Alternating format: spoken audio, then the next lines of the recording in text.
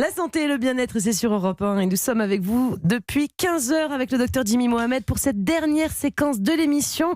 Nous sommes rejoints par Catherine Blanc, sexologue et psychanalyste à Paris. Bonjour Catherine et ravie de vous retrouver. Bonjour, youpi, c'est la rentrée. Je suis ravie moi aussi de vous retrouver tous les deux. Eh bien, pour votre rentrée, on a une question de Natacha. Je suis un peu venue pour ça, alors allons-y pour les questions. Je vous la lis tout de suite. Alors, c'est Natacha qui nous écrit la chose suivante. Je fréquente un garçon depuis quelques semaines. C'est davantage un sex friend. Nous nous voyons uniquement pour le plaisir sexuel entre deux célibataires. Néanmoins, j'ai remarqué qu'à chaque fois que nous faisions l'amour, il partait directement sous la douche. Je sais bien que nous ne sommes pas en couple, mais un minimum de tendresse, un petit câlin après l'amour, par exemple, j'apprécierais. Qu'en pensez-vous? Catherine, c'est pas étrange, vous trouvez, le fait de se lever comme ça directement après un rapport sexuel? C'est vrai, je peux la comprendre, Natacha. Ils pourraient avoir une petite attention, ils ont quand même partagé un moment intime. C'est courant ou c'est surprenant?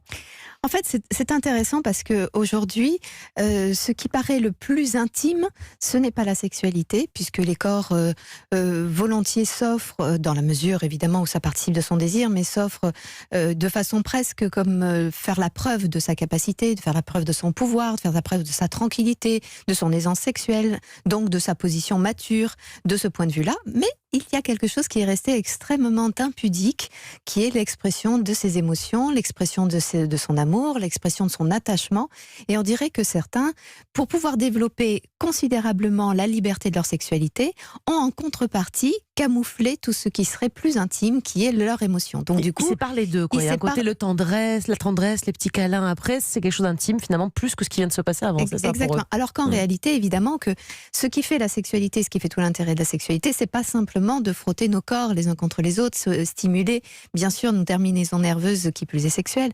C'est évidemment ce que cela va engendrer d'autre que simplement cette excitation à la confrontation des corps. C'est cette émotion, cette surprise du regard de l'autre sur soi, du toucher de l'autre, et évidemment qui laisse avec du silence, qui laisse dans une sorte d'insécurité. C'est ça tout l'intérêt de la sexualité, et évidemment, pour beaucoup, nous le fuyons.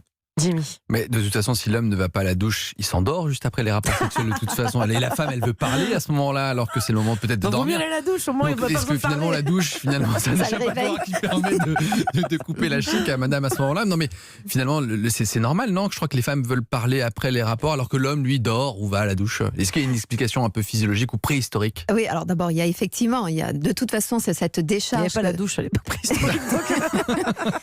Voilà, en tout cas, il allait chasser. Bon, allez, j'en ai marre, je vais chasser.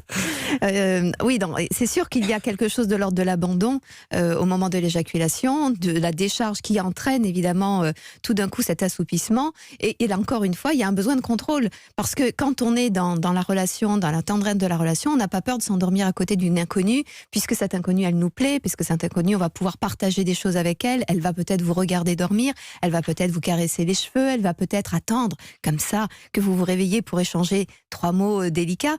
Mais là, évidemment, c'est tout de suite garder la maîtrise, aller se doucher, rester en bonne... passer à autre chose. Voilà. Ah oui, donc attendez Catherine, vous dites que si jamais on s'endort, c'est un signe de confiance de l'homme vis-à-vis de la femme. Oui, mais je sens qu'on devrait être flatté en fait. Voilà, exactement, les femmes devraient être flattées que l'homme s'endorme, puisqu'il s'abandonne à elle le soir et puis il attend tranquillement le réveil en toute confiance. Un homme qui dort, c'est un homme heureux, quoi. Exactement, voilà. C'est ça. Le truc, c'est qu'il se réveille à un moment donné. Alors, évidemment, c'est le soir, il s'endort et il va dans son sommeil, ce qui plonge madame souvent dans un moment de solitude. Surtout s'il ronfle derrière, je vous le dis pas, mais bon. Bon, elle se dit qu'il est maintenant comme un coq en pâte, en effet. mais effectivement, il y a si vous avez trouvé, vous, votre cadre de vous sécuriser et dire à votre épouse que tout est normal et que vous l'aimez profondément, soyez rassurés, Jimmy. On ne parle pas de moi, là. Mais bien je parle des Français qu'on représente dans cette émission et des auditeurs, évidemment. Mais oui, donc en fait, c'est une façon de garder le contrôle, de ne pas s'abandonner, puisqu'en fait, la sexualité, c'est évidemment tout l'enjeu, c'est de s'abandonner, et c'est bien de cela dont il s'agit là, et qui est évité savamment. Une dernière petite question, Catherine. Ils ont l'air d'avoir trouvé quand même un bon compromis, ces deux-là. Natacha dit donc on se voit uniquement pour faire l'amour entre deux célibataires. Comment elle peut lui faire comprendre, puisqu'apparemment ça lui pose problème, ce côté je m'échappe dès que c'est fini, comment elle peut lui faire comprendre qu'elle aurait besoin, qu'elle aimerait, parce que peut-être qu'il est d'accord finalement, mais sans qu'il croie non plus qu'elle est en train de tomber amoureuse de lui, parce que je n'ai pas l'impression qu'elle soit non plus amoureuse. En fait, Natacha est quand même très ambivalente, c'est-à-dire qu'à la fois elle veut que ce ne soit qu'un sex friend et à la fois elle a envie d'un peu de tendresse, elle a envie de chaleur.